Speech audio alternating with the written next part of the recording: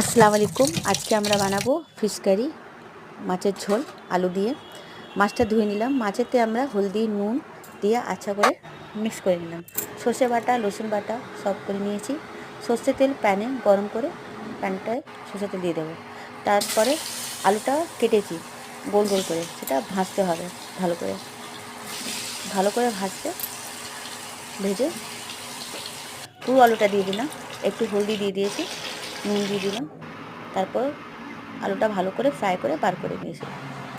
প্যানে মাছটা ছেড়ে দিয়েছি। হলদি মিক্স করা ছিল, নুন মিক্স করা ছিল, পুরো মাছটা দিয়ে দিয়েছি। মাছটা লাল হয়ে গেছে, ব্রাউন হলে একটু পাল্টিয়ে হয়ে যাবে। মাছটা বার করে দিলাম। তারপর সর্ষে বাটা, জিরে বাটা, লঙ্কা, হলদে সব দিয়ে গরম তেলে ছেড়ে দিয়েছি। ছেড়ে মিক্স করে একটু জল দিয়ে কষা করলাম। তারপরে ফ্রাই আলুটা দিয়ে দিয়েছি ওতে। একটু জল দিয়ে দুভাগ কষতে হবে, কারণ ফ্রাই আলু তো হয়ে গেছে না।